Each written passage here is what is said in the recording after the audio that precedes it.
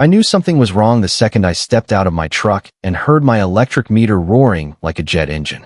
That cabin of mine, my peaceful mountain escape, my sanctuary from the city, the place I worked 2 jobs to afford, was glowing like a Christmas tree, even though I hadn't turned on a single light. And then I saw it. A bright orange extension cord snaking across my porch, slithering into the trees like some kind of neon umbilical cord feeding a parasite. Before I could even process the sheer audacity of it, she stormed out of the woods. Karen, frizzy blonde hair, oversized sunglasses, and an attitude bigger than the mountain itself. And when I confronted her, when I told her to unplug her illegal power tap from my home, she didn't just argue. She called the cops on me right there on my porch, screaming into her phone that I was stealing community electricity from her, as if the property she trespassed on has somehow belonged to her. And trust me, that was just the beginning of the nightmare. Before we jump into the full story, let me know in the comments where you're watching from and what time it is there. And if you've ever dealt with a Karen or an HOA nightmare, make sure to hit that subscribe button so you don't miss how this one ends. The truth is, that cabin meant more to me than just 4 wooden walls sitting on a ridge. It was my escape hatch from the noise of the city, the deadlines, the traffic, the endless buzzing of other people's problems.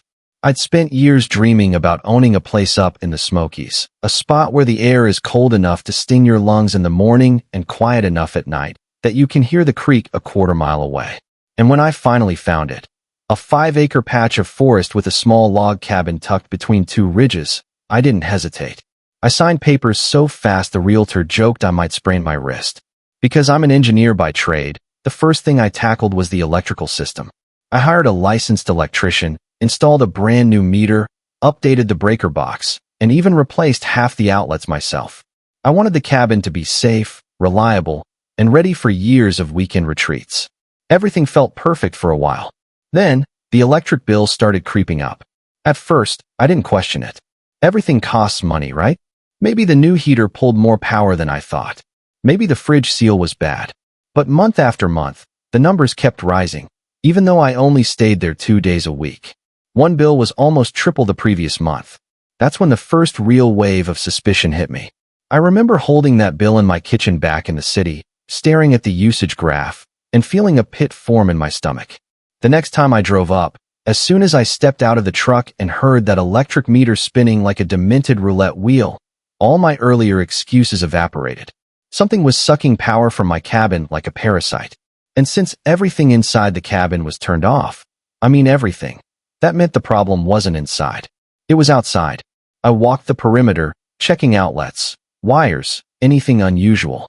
That's when I saw a faint path through the brush, flattened pine needles, broken twigs, the kind of trail made by someone dragging something heavy.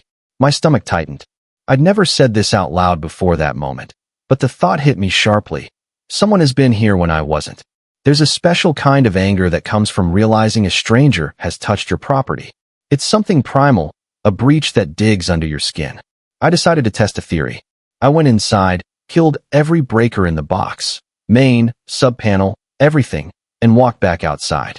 The cabin went dark, silent, but the electric meter kept spinning. That was the moment I felt heat rise up my neck. Breakers off, no appliances connected, yet the meter was spinning just as fast as before. That meant one thing. Someone was pulling power directly through the exterior outlet, the one I'd installed for outdoor tools, and they were drawing a massive load. A normal person might have gone straight to the police right then, but I wanted to know who. I wanted to know how long. And more than anything, I wanted to catch them red-handed so there would be no denial, no excuses, no, oh, sorry, misunderstanding. So, I planned a stakeout. The following weekend, instead of parking in my usual spot near the cabin, I pulled off the road about a quarter-mile back, tucked behind a line of spruce trees. I hiked quietly up the old logging trail that curved behind my property and settled in where I had a clear view of the driveway. I brought coffee, binoculars, and more stubborn determination than common sense. Morning came slow, fog curling like smoke through the branches. Birds chattered in the canopy. For a while, I wondered if I'd made it all up in my head. Then, a white SUV rolled slowly up my gravel driveway. I froze.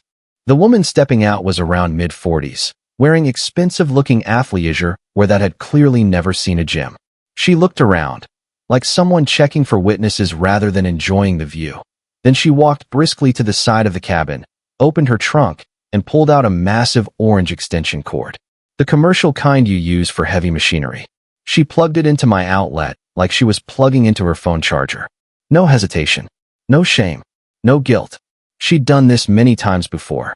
I felt my pulse hammer in my chest as I climbed quietly down the trail, anger and adrenaline mixing into something sharp. My boots hit the gravel, and I strode toward her. Not yelling yet, just moving fast enough that she didn't notice until I was almost on top of her. "What do you think you're doing?" The woman spun around, startled at first, but then, unbelievably, her expression twisted into annoyance. "Excuse you," she snapped. "You can't just sneak up on people like that. I'm the owner of this cabin," I said, pointing at the cord. "And you are stealing my electricity. I have every right to use this outlet," she shot back, as if reciting some personal scripture.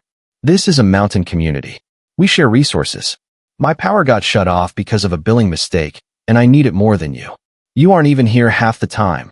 We don't share my electric bill," I said, my voice dropping an octave. "Unplug that cord now." She folded her arms like a child refusing vegetables. "I've been using this electricity for weeks. I need it. My food will spoil." I stared at her, unable to believe the level of entitlement pouring out of her like a broken faucet. "Your power bill isn't my problem. You are trespassing, and you are committing theft." "Go ahead," she said, lifting her chin. "Call the cops. They won't do anything. I'll just tell them I'm renting this cabin." I almost laughed at the stupidity of it, but instead, I took out my phone. Her eyes widened for a split second, then came the shrill, nails-on-glass scream. "Don't you dare film me. I'm calling 911. And she did, right there on my porch, telling the operator I was attacking her, threatening her, trying to stop her from accessing community electricity. It was so absurd, I actually checked the sky to make sure I hadn't fallen into some weird dimension. But believe me, the real insanity hadn't even started yet. Because the moment that cruiser rolled up my driveway, everything changed. Karen rushed toward the officers like she'd been waiting her whole life for this moment. "Officers, arrest him immediately. He tried to assault me. He's stealing electricity. He's harassing community members." Her voice cracked on the last word like she was performing for an invisible camera. The tall officer held up a hand. "Ma'am, slow down. One at a time." He turned to me. "Sir." I simply lifted my hand and pointed at the bright orange extension cord stretching across my porch like a fluorescent snake. "Officers, I own this cabin. I have the deed, the power account, everything. I found this woman trespassing and stealing electricity from that outlet."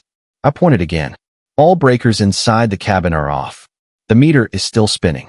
She plugged that in while I was off the property." "That's a lie," Karen screeched.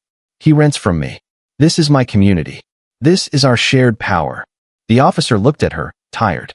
"Ma'am, do you have any proof that you rent this cabin to him? Any contract?" Karen froze. Her pupils flicked sideways. Classic sign of someone who just realized they've walked straight into a wall of their own lies. "Well, I don't have it on me," she sputtered. "It's at home. Safe. Very official." "Right," the officer said, clearly not buying it. "Let's follow the cord." Karen immediately threw herself in front of them like a frantic soccer goalie. "No, you can't go down there. That's my private property." The tall officer looked her dead in the eye. "If the cord is connected to stolen electricity, we have cause to inspect it." And then, the three of us, me and two officers, began walking down the slope, following the orange cord. Karen followed behind us, shouting threats, half-truths, and dramatic pleas to the universe. The deeper we went into the woods, the uglier the trail became. At the bottom of the hill, tucked behind a clump of overgrown rhododendrons, was her house. Calling it a house might be generous. It looked like a mobile home wrapped in aluminum foil. And there it was. The orange cord ran straight into her living room window.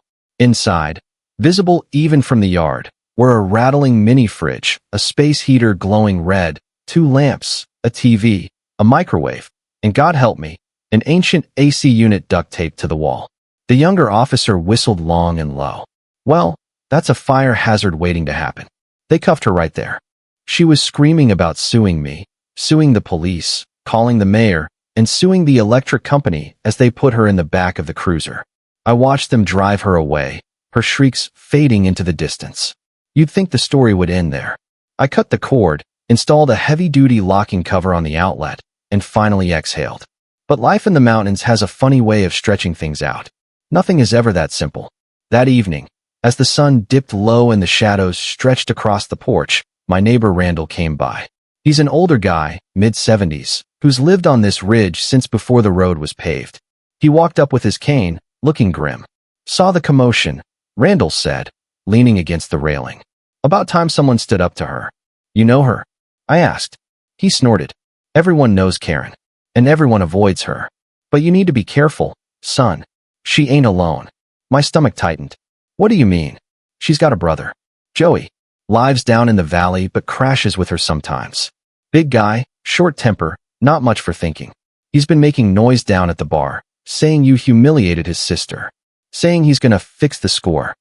Great, I muttered. Just what I needed. A sequel. Take my advice, Randall said, tapping his cane on the wood. Get some cameras up. Tonight. I took Randall's advice seriously. I drove into town, bought 3 high-end trail cams, and mounted them around the property before dark. That night, the mountain felt different. The silence wasn't peaceful, it was heavy, expectant. I sat in the dark living room, watching the live feed on my phone. Around 2 a.m., my phone buzzed with a motion alert. I tapped the screen. The grainy black and white footage showed a large figure walking up my driveway.